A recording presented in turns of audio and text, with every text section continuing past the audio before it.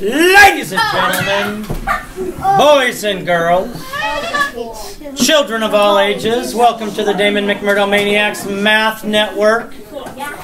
Today we're going to talk about multiplying fractions and whole numbers using the standard algorithm. You've already been given 20 minutes to work on these problems. Some of you may or may not have finished. It would be a great idea for you to learn how to do these particular problems, as I have to make at least one, maybe two more quizzes to put in the grade book. And you know, I like to put good grades in the grade book. I think I told you already, but for not, I'll mention it again. The quiz you took yesterday, I emailed home already to your parents, so they should have shown it to you. I know a couple students came in with the quiz already finished. If you'd like me, if you have your own email address and would like me to add that in, I'll be happy to do so at a later time. So come see me during Flex or something like that. We're going to go over these six problems. Six problems that I gave you. We have 3/7 times 4. Now, as you've been previously taught by your brilliant math teacher, that's me, by your brilliant math teacher, if you put a whole number over 1, you're not changing the value. So I would rewrite this as 3/7 times 4 over 1. And the reason that works is because a fraction is simply a division problem. We've spoken already about, if I was from Canada, I would say about. We've already spoken that it's a division problem, and this is what kind of fraction? 4 over 1 is? Improper fraction. And how do we change an improper fraction to a mixed number? Okay, I divide my denominator into my numerator. Denominator into numerator. How many times does 1 go in 4? 4. 4. No remainder. So that's why 4 over 1 is the same as 4. That's just changing the improper fraction either to a mixed number or a whole number, not leaving it as an improper fraction. So now we'll go through this problem. When multiplying fractions is way easier than adding and subtracting fractions. When multiplying fractions, you multiply straight across. 3 times 4 is 12. 7 times 1 is? And what type of fraction is this? Improper. I divide my denominator into my numerator. 7 goes into 12 how many times? 1. 12 subtract 7 is? 5. So I get 1 remainder 5, or 1 and 5/7. For the first one? I don't know. Is that the one I just worked out? Oh, I'm sorry. Should I have informed you ahead of time to pay attention? Peyton, we're going to go over some problems now. Please pay attention. They can see our fractions. Then you got it wrong. Wait, so is this a grade? Number 2 is 3/5 times 5. Or we'll say 3/5 of 5. Because you need to know. You need to know how. If you write the word of, it's the same as multiplication.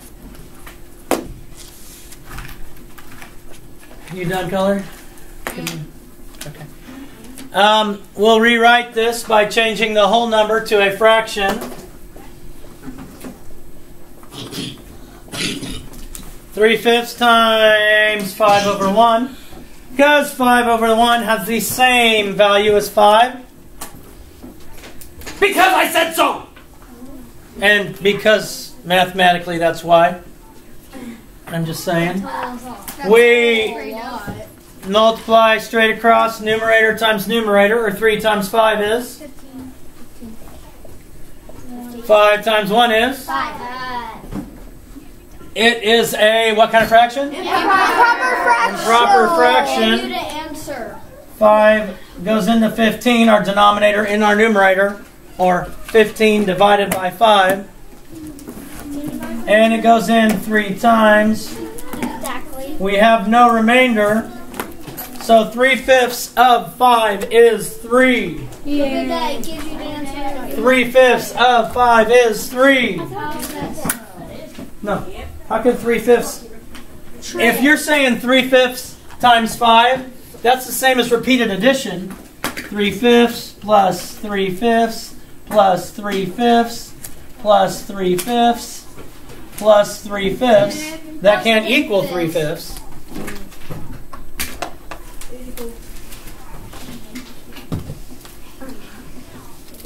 Trey was the answer. The next problem, which I'm going to call number 3, is 2/3 of 8. 2/3 of 8. 8 is our whole number. We need to change 8 to a fraction of one form or another that equals 8. So I can make it 2/3 times 8 over 1. 2/3 times 8 over 1. Class, what is 2 times 8? 16. Class, what is 3 times 1? 3. Trey. Class, what type of fraction is 16 thirds? Improper. So I'm going to divide my denominator into my numerator. 16 divided by 3. 16 divided by 3. 3 goes into 16 how many times? 5 times. 5 times 3 is 15. Subtract, I get 1. So I have 5 and 1/3. 5 and 1/3. Rhett. The number 2 gave you the answer on this one. Because it's simple subtracting if you pay attention to the last one. And also on number 2 it gave you the answer. Yeah. Mr. McMurdo, can I do the next one? I hope you did. We have 16 times 3/4 is our next one. Sure, I would love to have Presley help me. So we have 16 times 3/4. So Presley, help me. Tell me what I do first. You make 16. So we have 16 over 1 times 3/4. And then you do 16 times 3. Which equals? 48. Good. 16 times 3 equals 48. My denominator is? 4. Presley, what kind of fraction is that? Improper. So I have 48 divided by 4 is what the fraction says. 48 divided by 4. So 48 divided by 4 equals what, Presley? 12. Don't show up. So my answer is 12. Don't show up. 16 times 3/4 equals 12. Now let me ask a question. If we're starting with 16 and we're multiplying, Presley, how are we getting a number smaller than 16? I always thought when you multiplied, you got a number, you made the number bigger. Because you divided. That's not exactly why. I understand what you're saying. I did divide it here. Tucker? Because if you multiply with lower than a number, you're going to get lower than a number. Lower than what number? Lower than your 16. Okay, not lower than 16. Because if I... Lower than the whole number. Good, lower than 1.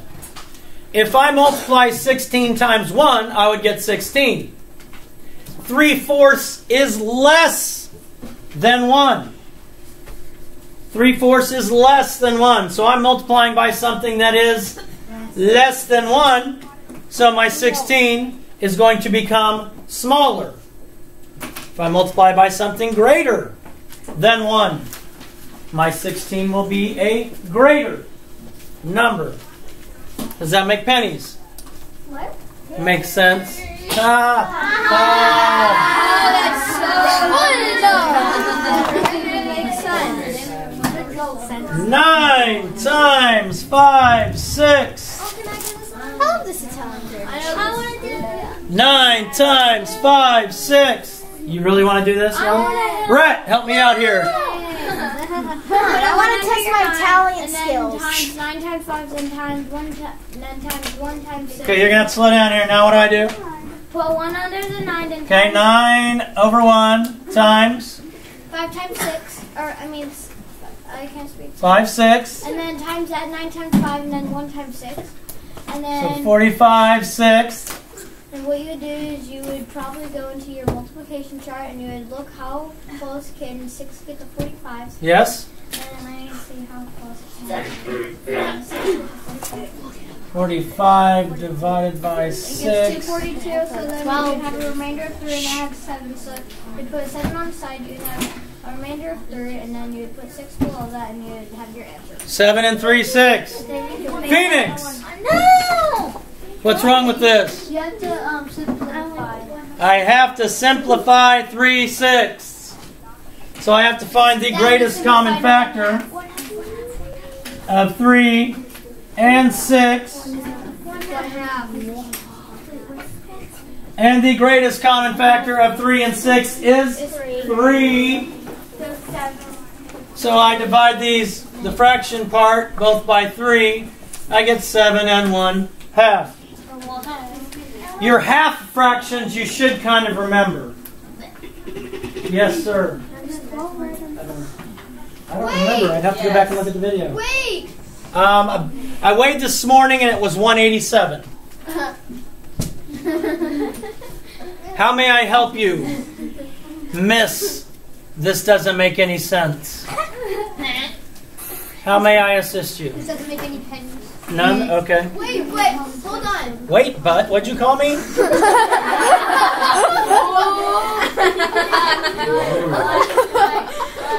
Rude kids. All right, what's your question? Quiet.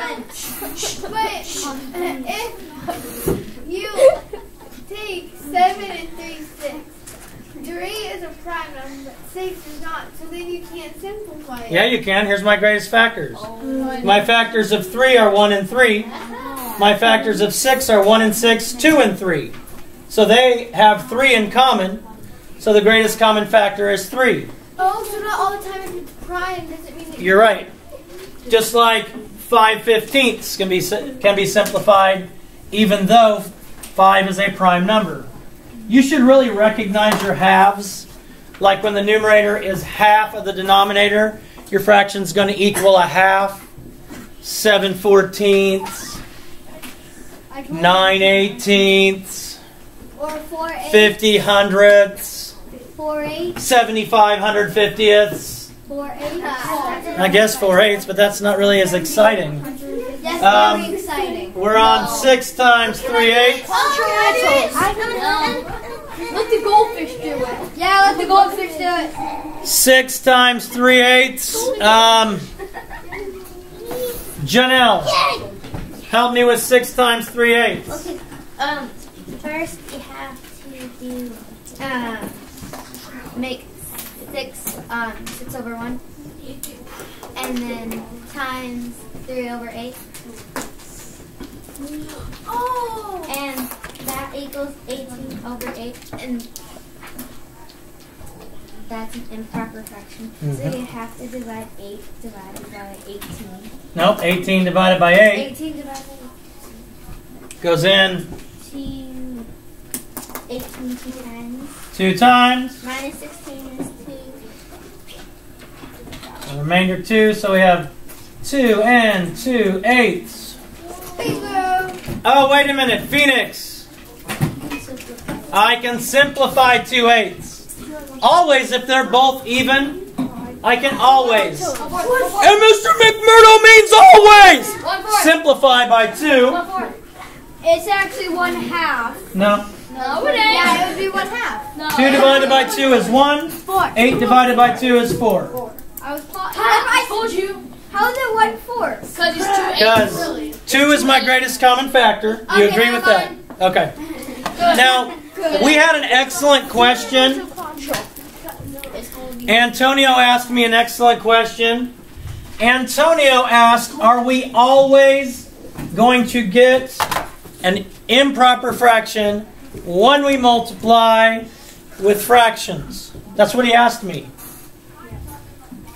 It was in a dream.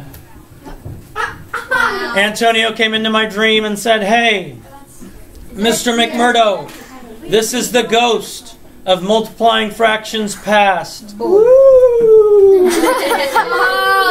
so if we have...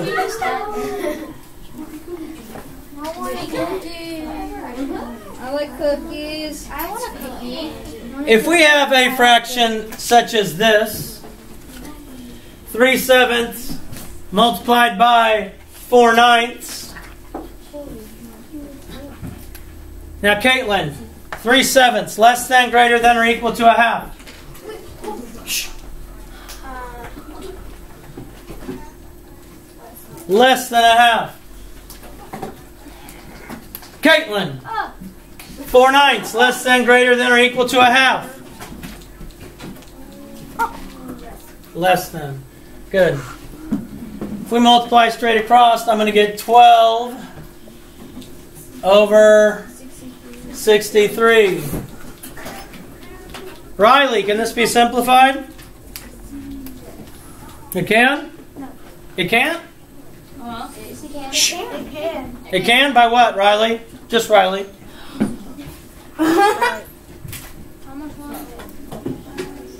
By 3. Very good. Because if I know my divisibility rules... Yeah, but you taught us that a long time ago, Mr. McMurdo. Oh. Yeah, but I also told you that they come up quite frequently and they'd be helpful. Yeah, but I didn't believe you.